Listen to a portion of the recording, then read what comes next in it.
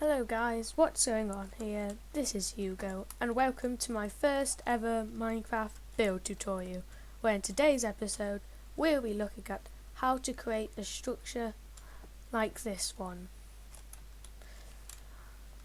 Now, let's get on to the tutorial. Now, the first stage of any tutorial on building is to get your palette sorted out right at the start. This will serve a useful area to just look at the blocks, see how you can texture things, and just make it easier for yourself. So you can see we have a combination of sandstones here for the walls and the floor, and for the roof we have some grey and cyan terracottas and concretes. Now that you've got your palette sorted, we can move on to the layout of the build. If you look down, you can see an almost 3 long strips with a filled in the middle. I'm not sure how to describe that. But you can see that is a general shape for yourself. It has depth, which is the key point in it, which I do think is very important in these builds. You can see if you look at this, it sticks out like a porch or an entrance hall, and it really defines rooms. You can have walls here and windows there. But to you, it's just the main thing is to include depth and variation, while also not making it look like a sloppy mess, while including some straight lines, but not all. Now that you've got that layout sorted, and I must add, this is all to your personal preference. And how you'd like your mansion to be formed. Once you've got your layout rested, you can form little windows like this. I've come up with 2 designs here. The more sort of castle-like one, strong and sturdy, and a bit more dainty one with a little windowsill and stuff. Now for this one, you can see it's got a sandstone wall here and a little rim here with an indent of that wall. You can also see how this one has an indent, but it has a line of blocks stepped up above that layer of stairs. This was strong, and it does look kind of castle-like. You can also see the use of white stain panes. I think these are a lot better than just glass boxes, as they have a nice amount of depth, and also better than plain glass, as it hides these little scratches and makes it look clearer. Of course, these don't have to be windows. You fold this over here, it could be a door. And so this is all just from the preference, of course. Now above this you can see this layer of upturned stairs and sandstone walls on top. This defines the 2 layers. Now once you've done this, it is easy to just replicate this layer on top minus the sandstone walls, and you've got all except the roof. You can also see how I've textured this wall by adding little dints in it or just shape. But I think as this, I'm trying to go for an Arabian mansion and try to get something quite clean and cut, not a sandstone manor in England. Once you've done that, you can move on to the roof. So the roof should look something a bit like this, the same upturned stairs but without the sandstone walls. And then I'd like you to set back the first layer of cyan terracotta. I'll just set it to daytime. Oops, capital letters.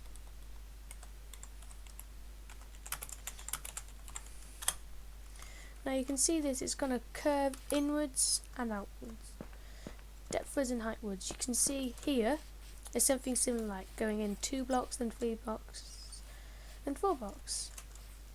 A nice sort of straight curve, getting increasingly smoother and settled down. You can also do this. A lot of this is just trial and error. It took me about 4 tries to make this. And once you've done this, you can easily replicate a design. If you want to include windows in the roof, you can make the whole roof curve in the opposite direction, getting higher. Not the opposite direction, of course, but have a little step up here before it smoothens out, like that, which means you could include a little indent of a window. Now you should have the whole mansion done, and you can just fill it with the insides. Here you can see you could form a doorway, make it just look clean. There you go. and you've got an entrance hall. You can make it triangular shape at the roof, sort of point to a top. But as this is an unusual door shape, you can't just put your standard oak door in it, or dark oak, just stand it like that, because then you'd fill it in and the doorway would look a lot smaller. So what I've done is I've used a combination of slabs and stairs using spruce and dark oak wood. I think they complement their rustic steadfastness with a nice smooth dark oak. Now to hold down this, if you're on a PC, you can click shift as you fly with space, and that way you can fly while clicking down on these blocks, which is a good top tip to know. Another thing you could do on the inside is add an end stone frame like this one, or birch floor, which frames a doorway, and I think birch is a nice light colour. It's clearly different from this sandstone, but also keeps in with the smooth, cold feel. Not cold, but cool. Now, if you want to add a staircase, you can. You can see here that you can add in dark oak logs and make it look steady. And goes two ways. It can split off into two branches.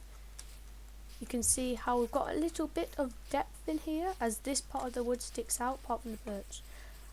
And I think this contrast in the wood and this turning here just makes the stairs look so much bigger, along with the pillars. So now that we've done that, I'll go and look at the actual mansion. Oh, wrong world. Monty's land. So, now we see this beautiful waterfall, and on it, a mansion. You can see how I've textured this here, and how this little rim separates it, and how the windows can be embedded in. You also see this setup here, and this nice little gap here. If you fly up, you can see the layout in its full.